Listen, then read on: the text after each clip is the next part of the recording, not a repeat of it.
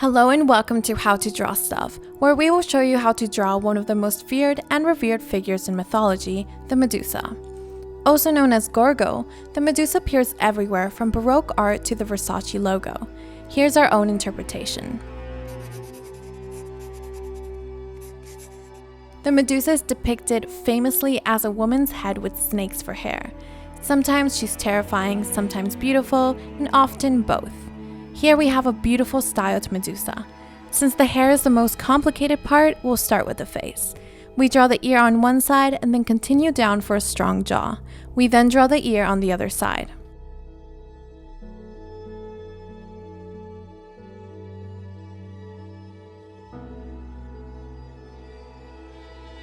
We're drawing her with a strong brow, giving her the famous stare which can turn people to stone. The brows come down on both sides and lead into the nose. Here we place the bottom of the nose. These brows are nice and heavy, so we're blocking out a big space so the stare works.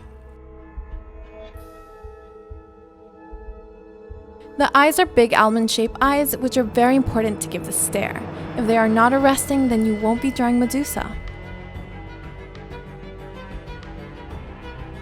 These black lines are eyelashes, which give an even more striking look.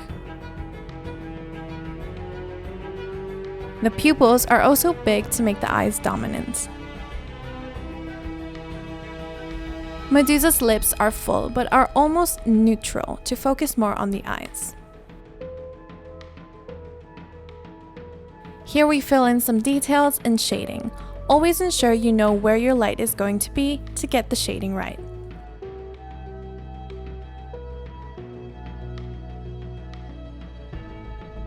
And now we start with her hair. This is difficult in some ways because we have to draw snakes, but hair can be difficult at the best of times. What we need to do is ensure the snakes weave in and out of each other, but in a smooth way which looks natural. However, although her hair is snakes, not all will need to have a snake head at the end. Choose a few which you think will look best.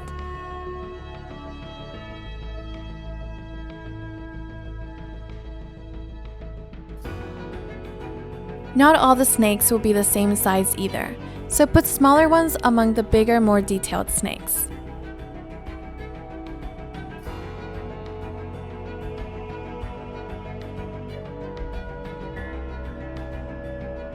Now we finish by going over our original drawing with ink.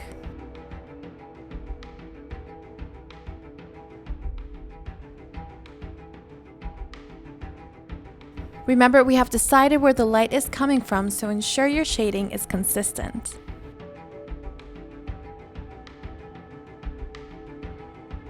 You can make the snakes really detailed with scales and markings, but this is already quite a busy piece, and leaving them more simple can help give the mystic quality we're going for. Erase your pencil guidelines and you're almost there. And here we have our final Medusa head. If you want to color her in, you don't have to have green snakes, and you can make her as magical as you like. If you enjoyed this video, give us a like and don't forget to subscribe for more to come. We'll see you next time.